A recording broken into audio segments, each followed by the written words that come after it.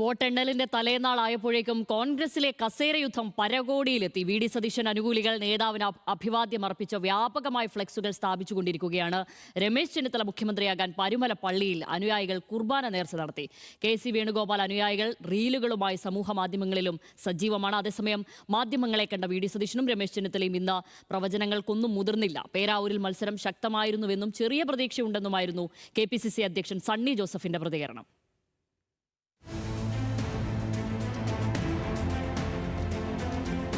ആലപ്പുഴയിൽ, ആറന്മുളയിൽ, കാക്കനാട്, കരുവാറ്റയിൽ, മലപ്പുറത്ത് അങ്ങനെ ജില്ലാ മണ്ഡല ഭേദമില്ലാതെ വി ഡി സതീശൻ അനുകൂലികൾ ഫ്ലക്സുകൾ സ്ഥാപിച്ച് നേതാവിന്റെ മുഖ്യമന്ത്രി കസേരയ്ക്കായി യുദ്ധസജ്ജരാവുകയാണ്. നിലപാടിന്റെ രാജകുമാരൻ അഭിവാദ്യങ്ങൾ, പടനയിച്ച നായകൻ ജയിക്കട്ടെ, നിയുക്ത മുഖ്യമന്ത്രിക്ക് അഭിവാദ്യങ്ങൾ എന്നിങ്ങനെയാണ് ഫ്ലക്സിലെ വാചകങ്ങൾ.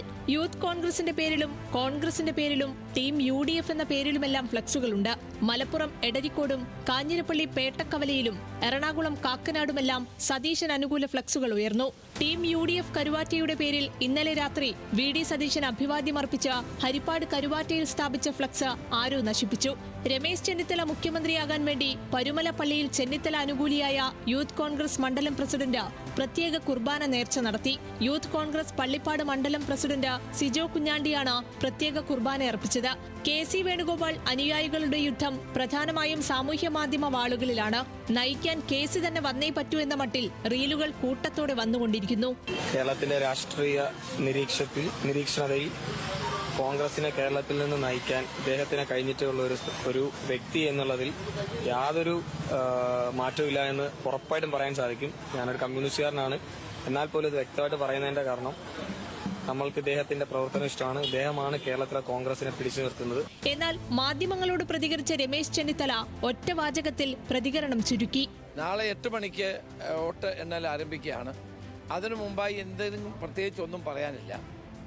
UDFന് നല്ല വിജയം ഉണ്ടാകുമെന്നാണ് ഞങ്ങളുടെ വിലയിരുത്തൽ. ആത്മവിശ്വാസത്തിന്റെ ശരീരഭാഷയിലായിരുന്നു വി ഡി സതീശനെങ്കിലും വോട്ടെണ്ണലിന്റെ തലേദിവസം പ്രത്യേകം പ്രതികരണമില്ല. പറവൂർ ഡോൺ ബോസ്കോ പള്ളിയിലെ പന്തൽ കാൽനാട്ടൽ ചടങ്ങിൽ പങ്കെടുക്കാനെത്തിയതായിരുന്നു വി ഡി സതീശൻ. പ്രതിപക്ഷ നേതാവെന്ന നിലയിൽ മണ്ഡലത്തിലെ അവസാന പൊതുപരിപാടി. സതീശൻ കേരളത്തെ നയിക്കട്ടെ എന്ന് പള്ളി വികാരിയുടെ ആശംസ. എല്ലാം നാളെ പറയാമെന്ന് പ്രതിപക്ഷ നേതാവ്. നാളെ വിസ്മയം സംഭവിക്കും അല്ലേ?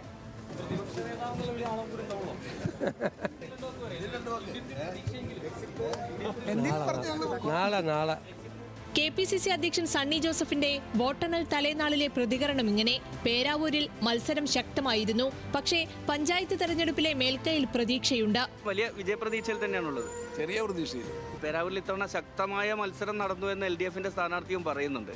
മത്സരം ശക്തമായിരുന്നു. ടീച്ചറല്ലേ സ്ഥാനാർത്ഥി. സംസ്ഥാനത്ത് തൃപ്തികരമായ നിലയിൽ UDF ജയിക്കുമെന്നും KPCC അധ്യക്ഷൻ. മുഖ്യമന്ത്രിയെ പിന്നീട് പാർട്ടി ചർച്ച ചെയ്ത് തീരുമാനിക്കും. 111 സീറ്റ് നേടുമെന്നാണ് രാജ്മോഹൻ ഉണ്ണിത്താൻ MP-യുടെ പ്രതികരണം. BJP അക്കൗണ്ട് തുറക്കുമെന്നും ഉണ്ണിത്താന്റെ പ്രവചനം. 1977 UDF ആവർത്തിക്കാൻ പോവുകയാണ് കേരളത്തിൽ.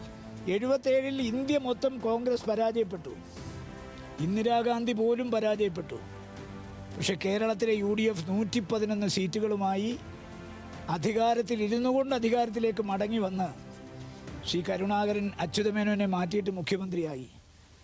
ആ 111 സീറ്റിൻ്റെ രാഷ്ട്രീയ സാഹചര്യവും കാലാവസ്ഥയും ഈ തെരഞ്ഞെടുപ്പിൽ നിലനിൽക്കുന്നു. ഒന്നാം നിര നേതാക്കൾ ഇന്ന് പ്രതികരണങ്ങളിൽ നിന്ന് പൊതുവെ വിട്ടുനിൽക്കുമ്പോഴും DCC നേതാക്കളടക്കം ആത്മവിശ്വാസം ആവർത്തിച്ച് പ്രഖ്യാപിക്കുന്നുണ്ട്. പലയിടങ്ങളിലും ഫലം വരുന്നതിന് മണിക്കൂറുകൾക്ക് മുൻപേ കോൺഗ്രസ് സ്ഥാനാർത്ഥികൾക്ക് അഭിവാദ്യങ്ങൾ അർപ്പിച്ച് പ്രവർത്തകർ ഫ്ലക്സുകളും ഉയർത്തിക്കൊണ്ടിരിക്കുന്നു. വിവിധ ബ്യൂറോകൾക്കൊപ്പം ന്യൂസ് ഡെസ്ക്, ന്യൂസ് മലയാളം.